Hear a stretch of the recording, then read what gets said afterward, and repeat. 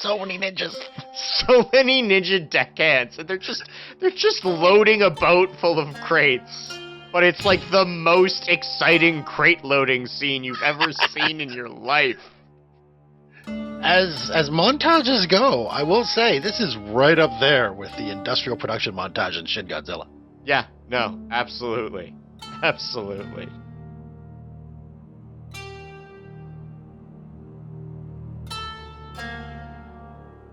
Hello and welcome to Is That Some Kind of Japanimation Thing?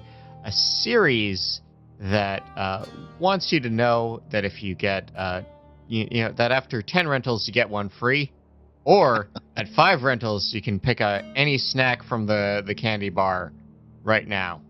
Did anyone buy like candy at the video rental store? I know they all had it. I mean, on occasion, a pack of nibs.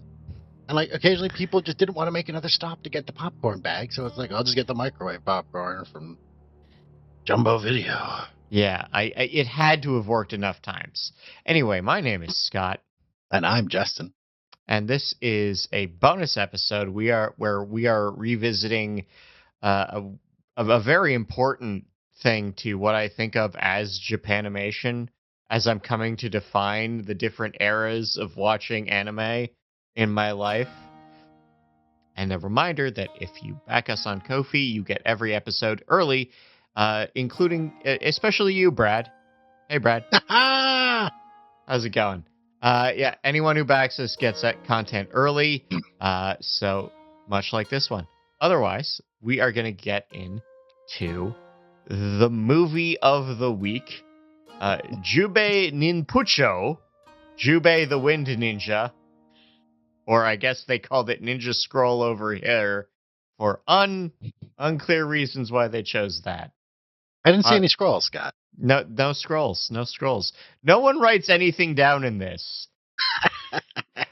Like, we see messages on paper, but no one writes anything down. So this was released, in 1993 in Japan, directed by Yoshiaki Kawajiri, he's still working, by the way. He's still working, but he's definitely at his strongest in the mid-90s, working on Demon City Shinjuku, Cyber City Uedo 808. Those are the 3 big ones. These are on my list for bonus episodes specifically, but he's still doing storyboards now. He storyboards is sort of a semi-retirement. So, for example, he actually did storyboards on episode 10 of Trigun Stampede, if you can believe it. Oh, wow. So he's still there. He did a bunch of XTV episodes, and our animation director for this is Yutaka Minowa, who again still working now, more so still in animation, but obviously worked on Blade of the Immortal, Cardcaptor Sakura the movie, the second one, the one everyone really likes, a bunch of the Lupin the Third Fujiko spin-offs, so the TV show, Gummon's Blood Spray, Jigen's Gravestone, Parasite, Pat Labor the movie, Redline. Also, the assistant animation director on Trigun Badlands Rumble. Oh yeah. So we are familiar with these guys' work. Much out love for that. Yeah, and I think to roll this back to like the VHS era of anime in North America and the semi-biographical part of the show, I think there's 3 core pillars of that era. I think you can get these tapes anywhere, and that is Ninja Scroll, Akira, and Ghost in the Shell. Now, Akira, absurdly high budget production, thematically rich, artistically interesting. Ghost in the Shell, also well written, thematically rich, well animated. It lays out its themes in text so you can feel smart alongside the characters. And then there's Ninja Scroll, which is just the one that gets your mom mad at you if she finds you watching it. Because I mean, I would not approve of this in the hands of a child. Yeah, like this is the one you get when you're 13 and you get in trouble for watching it. And I remember this being much more violent, but there's like blood and tits and stuff in this, and I should say, content warning: sexual assault, blood, damage to eyes. Uh, those are the big ones, Watch I out, think. Dr. Wortham. Yeah. Yeah. Those are the big ones. Those are, I think, the big content warnings. And I think I'm developing a theory. It's like this movie isn't good, but it's very often rad. that It just is. puts things that are exciting in front of you, and you're like, "That's cool." And then, does it add up to anything? Not really. Oh, good. I thought I was missing something, but I am not. It No, was. no. After viewing this film, I want to say Quentin Tarantino definitely saw this movie. Yes, absolutely did. Joss Whedon probably saw this movie. For sure. Like, I think everyone saw this. I know the Wachowskis admit to it. Yes. They're very forthright about saying, like, no, we watched this, we dig it. And John Wick probably saw this movie. Oh, yes, the various John Wick people definitely did. No, John Wick, the RPG creator. Oh, yes, who John made Wick. Legend of the Five Rings. That John Wick, the John Wick who, Yeah. yeah. Sorry. Even I have to remember that there's two John Wicks. Actually, there's many John Wicks. He talks about how they all got together for a screening of the movie beforehand. That sounds like a fun party, actually. Boobs and ninjas, Scott. We got some ninjas. I think the name Ninja Scroll might be like there's a different guy named Jubei, Yagyu Jubei, real guy, real samurai. Many people tell exciting lies about him because he goes undocumented for about 12 years of his life. Great time period to just make up things about a guy. We make up things about samurai all the time. Time honored tradition. Lying Sure. about lying about Musashi, great. Lying about Nobunaga, great. Anyway, I think that's where Ninja Scrolls comes in because like his biography is called the Ninja Scroll, but Ah, I don't think that's entirely just a choice of the localizers. It is the early Edo era, which means that the Warring States period is over. The Tokugawas have brought in prosperity and stability, but there's also a bunch of guys who are mad that they lost a big civil war that lasted a very long time. So that's our setup, and we are introduced to you know, um, a Ronin, some sort of samurai, some sort of Ronin ninja type guy, Kabigami Jubei, who is walking across a bridge just trying to enjoy a rice ball. Or perhaps a yep. donut. The dub doesn't name the food, but if the dub named the food, it would be a donut. I assumed we would see two guys arguing over who gets to cross the bridge. But Yeah, then I I realized, mean, this bridge is wide enough for people. no, it is not the classic samurai, no, you step aside, sir, sword fight, but it is. I say good day, sir.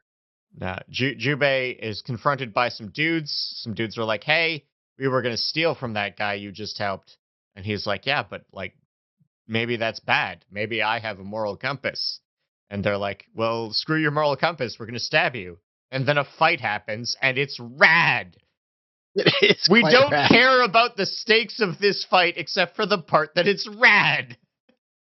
Who's the guy with the gun hand and the diapers? What's going on there? Yeah, like he's got like a whole puppet exosuit thing so he can be 6 feet tall and then jump out of it to reveal himself to be a small person with a gun.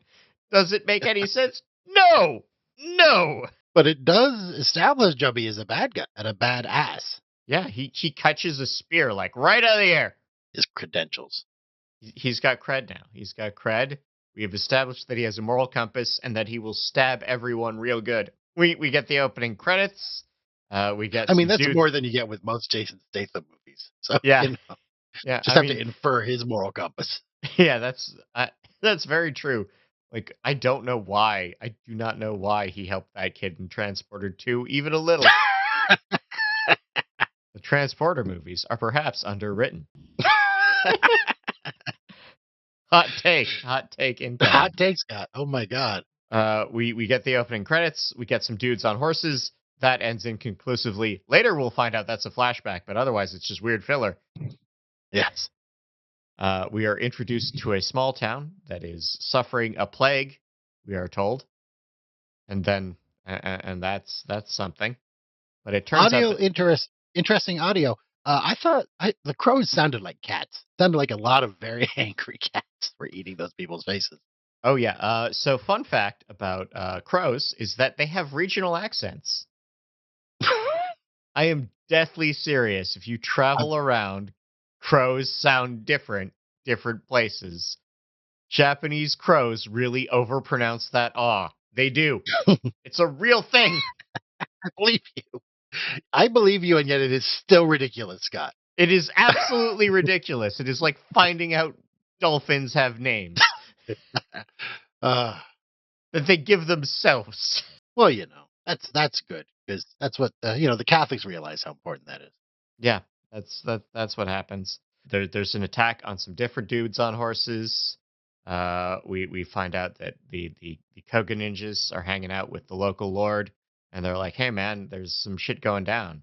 And the local lord's like, "All right, well you're my like ninjas, so like figure it out."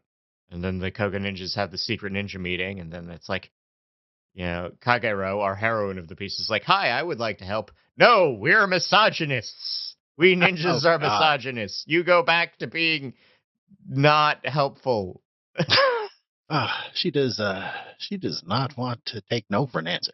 She does not take no for an answer, so she joins them in iconic tree hopping sequence.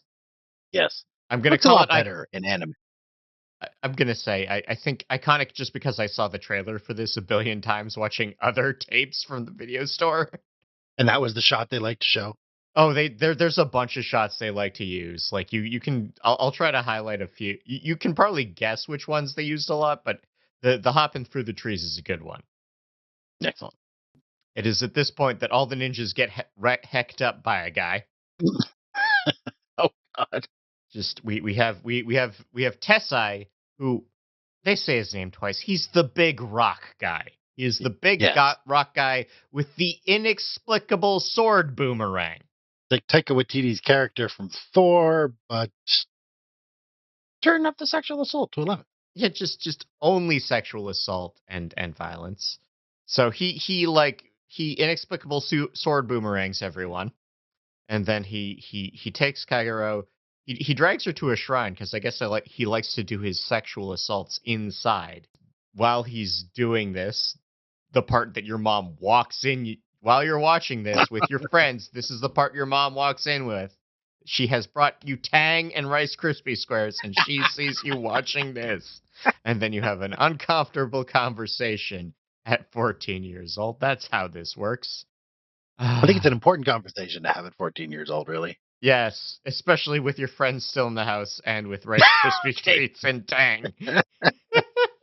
No, she dropped those Rice Krispie treats when she came through the fucking door. And Jubei is also chilling in the shrine, and we get a scene where he's just like completely he's not even nonplussed, he's anti-plussed about the state of affairs.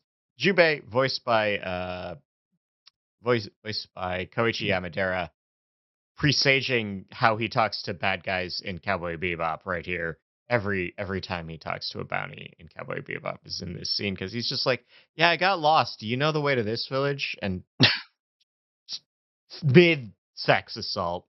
And Tessai is like, "Actually, I would really like to continue my sex assault and not give you directions, so I'm going to do assault on you." And then again, there is a fight scene and it is rad. Yes. And I'd say it's a 9 on the Wortham scale.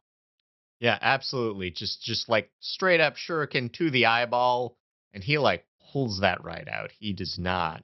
He does not think about it even a little. Yeah. Some stuff happens. Tessai has to leave. We are introduced to the monk. The monk has a name. He's not a real monk. He just dresses like a monk. He's a spy. He's setting things up to solve problems for the actual government. Um, Jubei and Kagero have a chat about their various reasons to be ninjas. There's a freakout scene. Um, we get another scene where the local chamberlain is having sex and receiving exposition. Like, people talk about how HBO's Rome invented sex position. Now, this is it. It's just gratuitous. It's it is gratuitous, but we learn some things. All the ninjas are dead. Things are going wrong. And we get Tessai again. Tessai is like, no, I would actually like to continue fighting this man. And the fight finishes, and it's Radisek. I considered making our sponsor slot on HLJ.com, where for a $2,600 statue of this fight. Oh, and I'm like, A, it's out of print, and B, my fans aren't going to spend $2,600. If anyone who wants a $2,600 statue of this fight scene, they have it. My listeners don't need me telling them about it. With Even the if it time was that in has print. passed. We are introduced to the fact that Jubei keeps his sword on a wire, because that's important for some shenanigans later. And just blood spray. So much. Now, does Jubei keep his sword on a wire? I thought he got the wire from one of the bad guys. No, That's him too?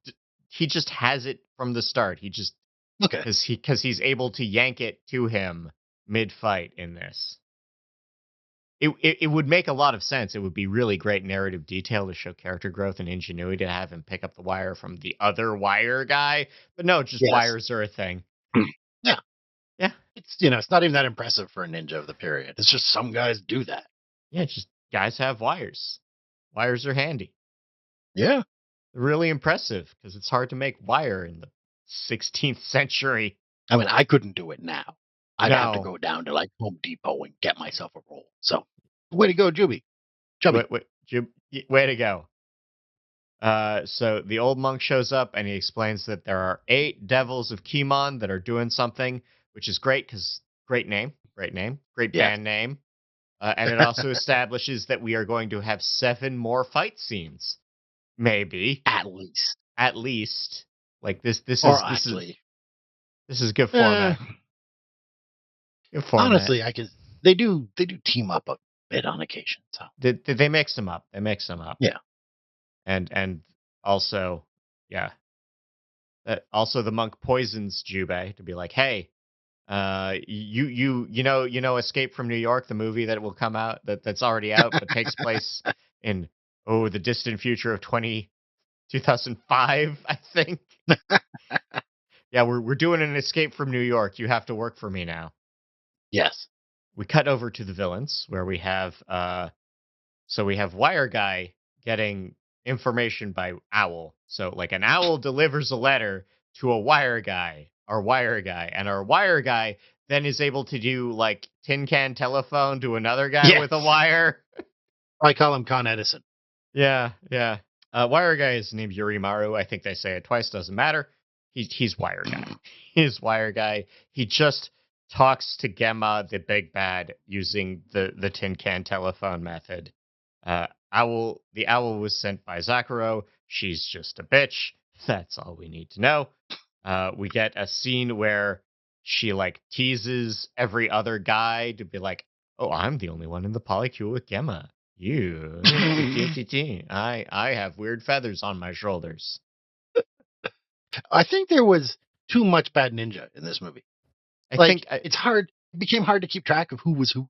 They all have a gimmick except for Benny Sato, who is like, he's the blind guy, but all he does is get into one fight that depends on him losing because he's blind. Yes. Ableism, man. It's like, can you defeat a blind ninja? I mean, I want to brag, but yes. Yeah. Like, come on. They're like eight Devils of Kimon is a lot for a 90-minute movie. Perhaps 5 Devils of Kimon. I'll see you on 4. Actually, no, 5 is good. 5 is good. You got the leader, then you got 4 good individual fight scenes where they each lose to one of the trio of heroic, quote unquote, air quotes, ninja. Yeah. And that's how it goes. But yeah, we get introduced to the backstory. The Yamashiros had a bunch of secret gold that they were going to ship out, but then they lost it. And now part of losing it was that Jubei killed Gemma, but Gemma has like magic reincarnation powers, so he can't die. even though his head got chopped off. We saw his head get chopped off. The heading, Yes. that's the other content warning. Spoiler. Yeah. Emotional spoilers. And then we are introduced to Devil number 8, the shadow magic guy. Great gimmick, no character. He just has a crossbow and can teleport in shadows, I guess. He had a weird hand thing. It looked like more, I don't know, It's like a chain knife. crossbow gauntlet thing. It's a cool Okay. toy. It's a cool toy. Yeah. Anyway, that happens for a bit. We are introduced to Benizato, the snake tattoo lady. Look again, another scene where if your mom walks in, she is dropping the Rice Krispies and Tang. She just Ugh. she is made of snakes or has snake tattoos, and there's Freudian imagery abounds. Oh my god. I don't want to know where that snake was. Don't want to Ugh.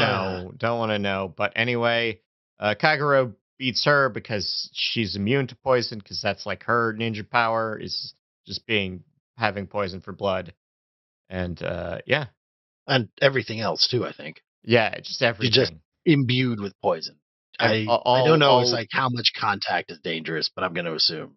most. Like again, Yeah. they explained that like Big Rock guy was falling apart because he was like licking on her. Like he licked her, and now that's why he's falling apart. Why was he a rock guy? Unclear. Not explained. No. One of the devils.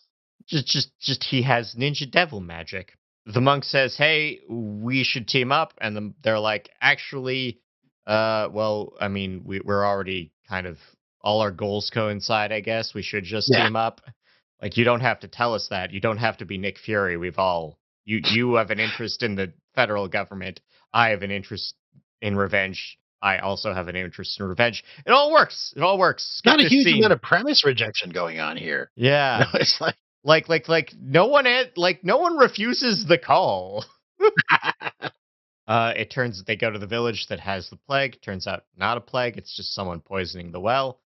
This is about getting people out of town so that they can move the lost gold to somebody. And they are attacked by bees. bees. Oh, that's That the was other actually content warning. Typopophobia. Typopophobia is the last content warning because we have the bee ninja who has oh god. incorporated a hive into his back, and it is like that one era of like 2006 internet ads where everyone was just showing you feet with lotus pods photoshopped into them to make you click. I may have missed that era, but It was on Snopes all the time. Like Snopes ads were okay. bad. That's why I bought a membership. So Yeah. I don't have to deal with Anyway, that.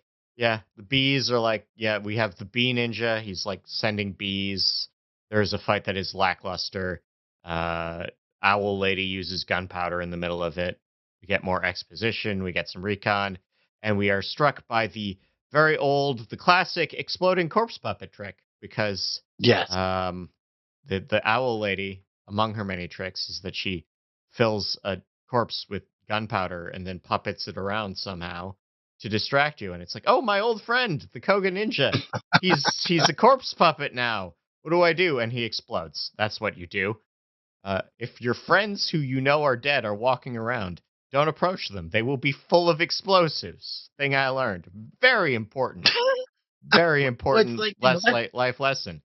You know, that's a home if my that's a mom had not Watsoni. interrupted me at 14, I would have known this and I'd be much better off. You would be able to count to 10. But they escape the explosion by the return of Sword on a Wire Trick Part 2. And then there's the sword fight with the blind guy. It looks really cool. This is another trailer moment because there's running around a bamboo forest. We get gratuitous animations of reflections and sword blades. It's great. It's fun. Looks like he has a lightsaber the way his sword shines.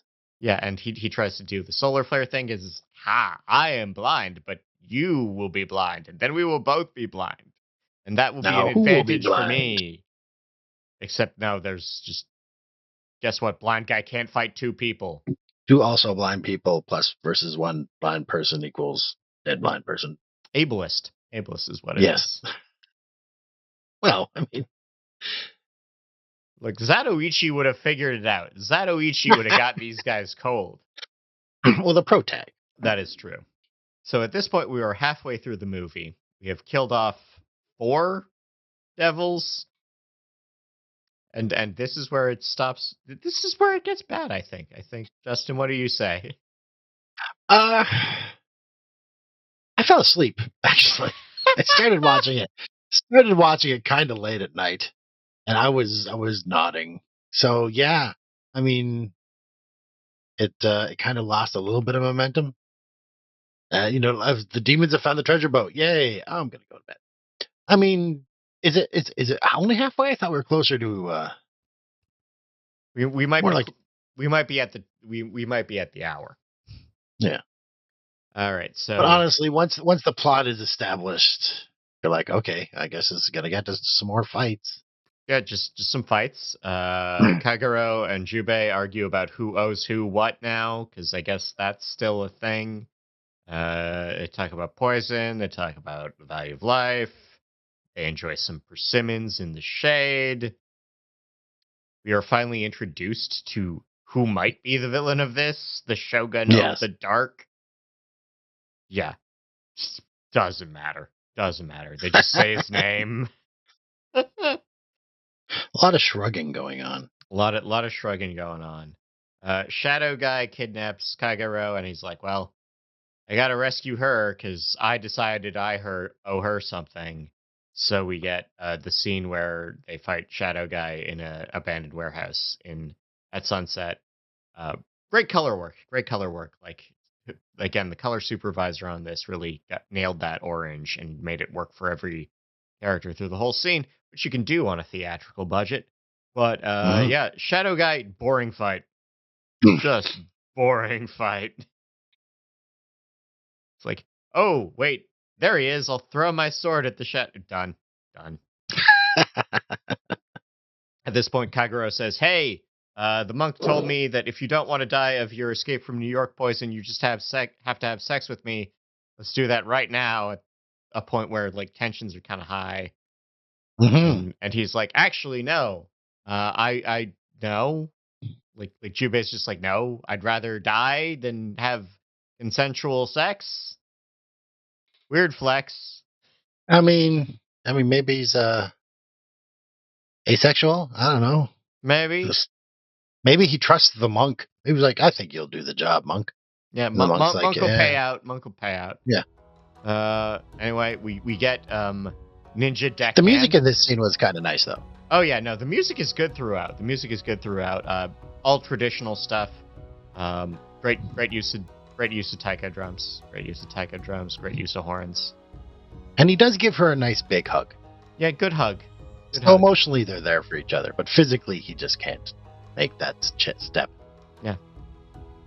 The Shogun of the Dark's boat shows up, and we get Ninja Deckhands. So many ninjas. So many Ninja Deckhands, and they're just loading a boat full of crates. But it's like the most exciting crate loading scene you've ever seen in your life. As montages go, I will say this is right up there with the industrial production montage in Shin Godzilla. Yeah, no, absolutely, absolutely. And then the cavalry shows up because everyone's like, "Oh, we might be in trouble here. This is a boatload of ninjas, a literal boatload of ninjas, and there's 3 of us." And Jubei is like pretty badly poisoned. He has the coughs up blood then dies disease now. Yes. He's not gonna be able to do anything. But no, it turns out the Chamberlain from the start of the movie is like, haha, I've ridden up with my dudes. And they're all like, oh Yes. great. You have dudes, let's fight ninjas on a boat. And then he's like, aha, no, I'm actually Gemma. I have been secretly the Chamberlain all along. And also my dudes are just this is the part that really They're holding them up in front they're of just themselves. ninjas holding the dudes. Every horse is holding 2 guys, and one of the guys is dead, and it's just a ninja like trying to make him like not puppet, not magic puppet things that we've seen from other It's like ninjas. holding him. He's just propped him up. It's like the sketch from They've Who's got- Line, where it's like the fake where Colin Mockery's doing your arms behind you. They got their ninja arms under the guy's arms holding the reins. How do And you I'm ride like, a horse like that? Also, like, there's that. also, just put their clothes on, ninjas. You're Yeah, goddamn infiltrators. That's what you do. You they're have all one thing to wearing do, ninjas. hats. They're all wearing hats. You don't. No one knows what any of the like. Yeah, sure, maybe the locals who are all dead know what the samurais all look like, but they're wearing hats. You're riding fast. You just. And then, like, there's this fridge logic moment of like, oh yeah, they throw all the dead guys off the horses.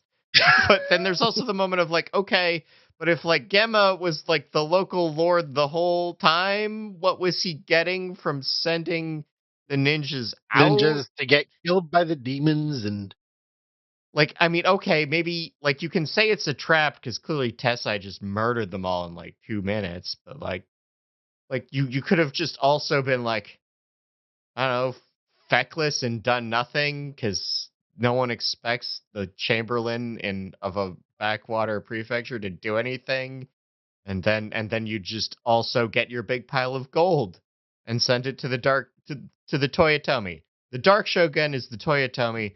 Toyotomi are the guys who lost to the Tokugawas in the last war. That's all you need to know. That's your historical minute. thank you. Yeah. Anyway, there is now another fight. There's a scene where Jubei runs on top of a roof while drawing his sword. Very big in the trailers. Very expressive. We get Wire Guy trying to do things now. He electrocutes Jubei, but then Zakuro, our owl lady, is like doing the old rat full of gunpowder trick. Just out of spite, as far as I can tell, because it's like, okay, Yeah. okay, I understand that you don't like Wire Guy. No one likes Wire Guy. He's the worst. Yes. But like, okay, just explode him. Fine. Yeah. Polycule politics are vicious, Scott.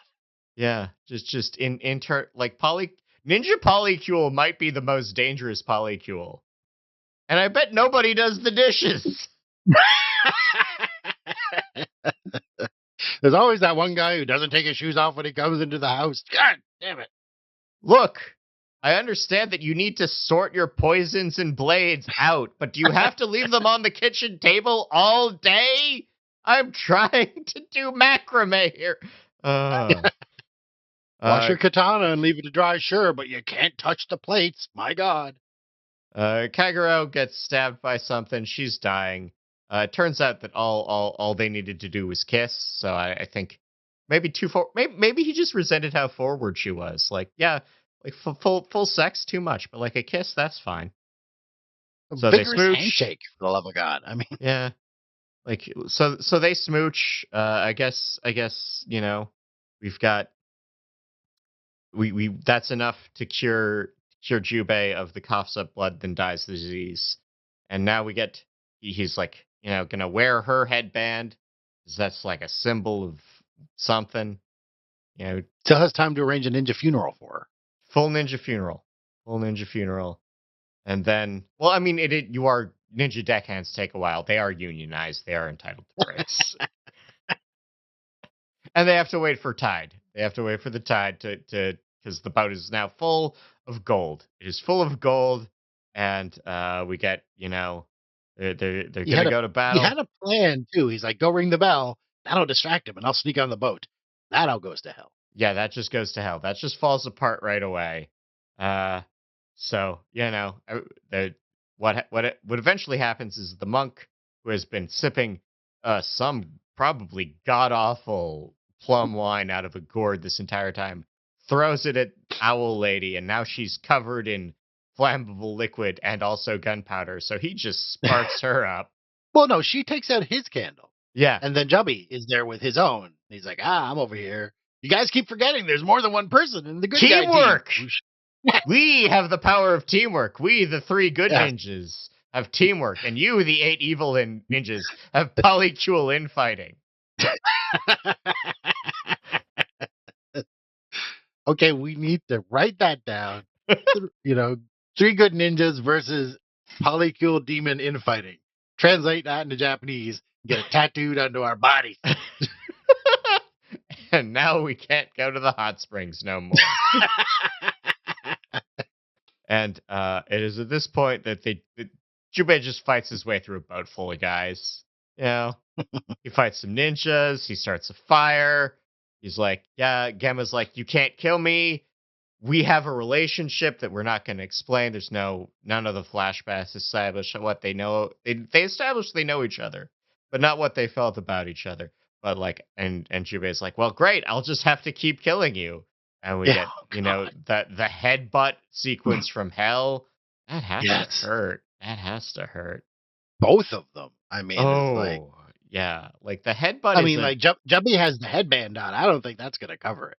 no, well, like this is it. Like he's using like the gem in the middle of the headband as like the way you might use a brass knuckle, but I'm like, no, that's going into your forehead too, buddy. Yes. I don't know Isaac how much. Newton, equal opposite reactions. Like this has to hurt. And so there's some sword fighting, some head butting.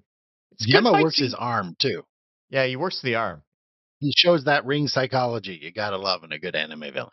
Yeah, he really gets it. He really gets it. And then he because the boat is on fire, the gold all melts.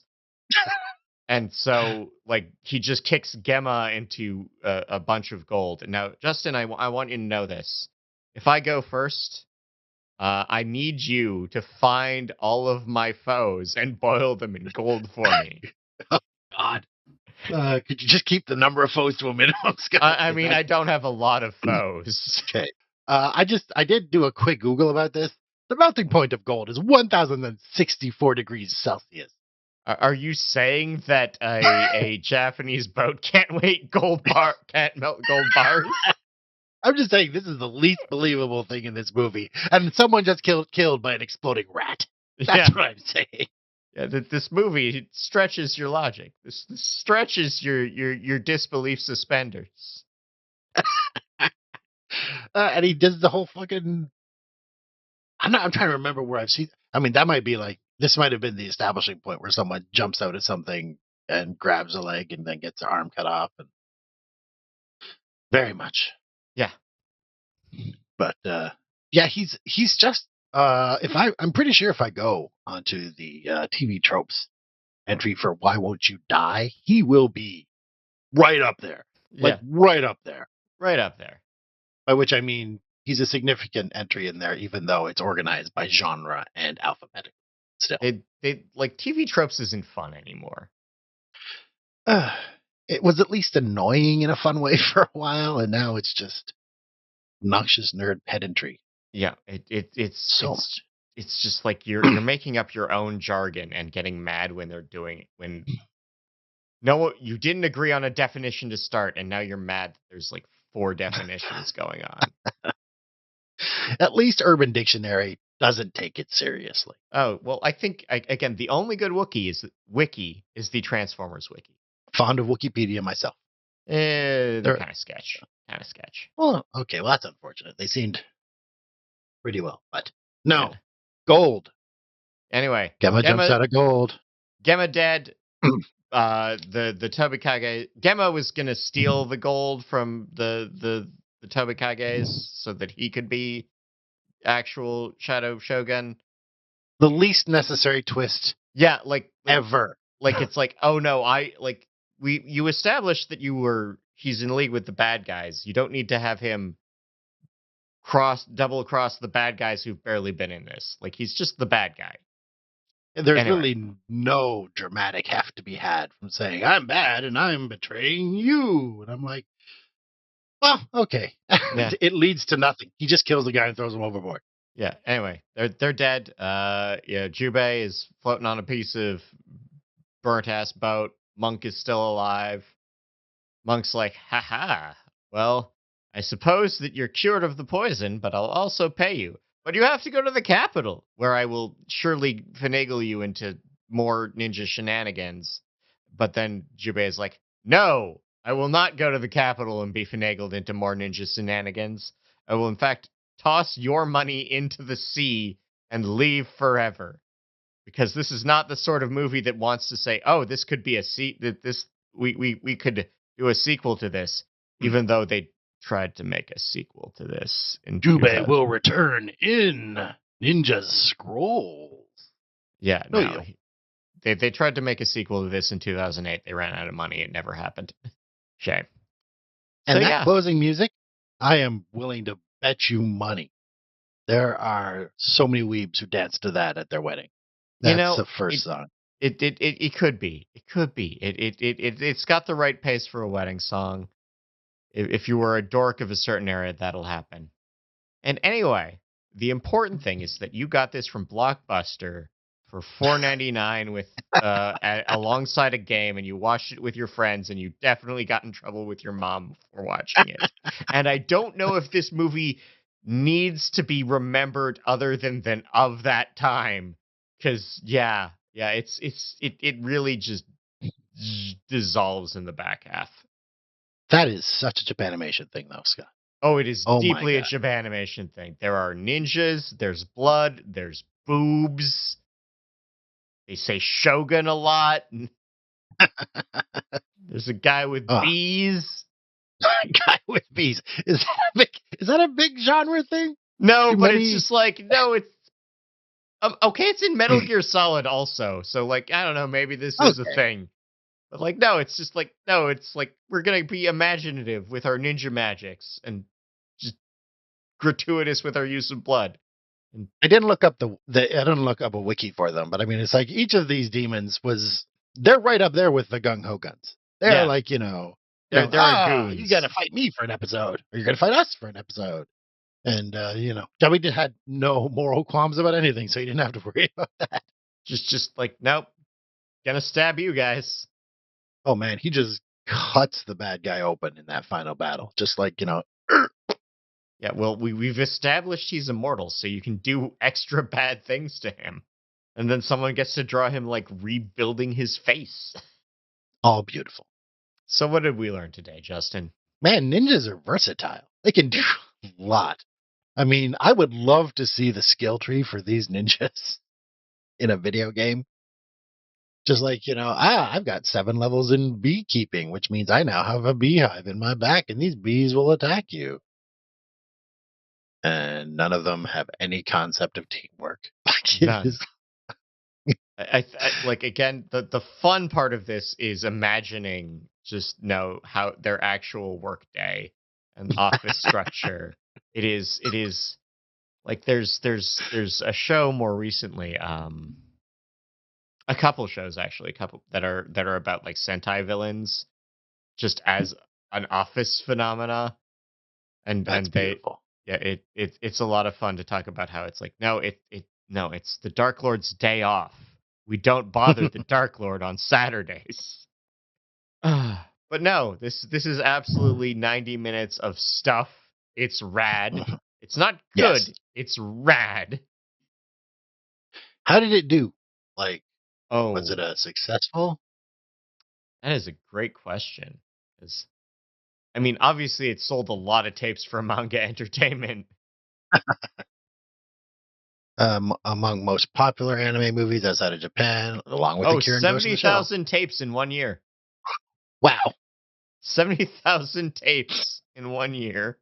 Now it was tapes to buy, right? It was like, how much was it with these cost? $20, like a $20 purchase. Yeah, the like 30, 40. Like anime runs a Okay, little high, but like no 30, problem. I 40. mean, it's import, so. Yeah, Ninja Scroll bestseller. Story is too thin for it to ever be legitimately considered one of the all-time great anime movies.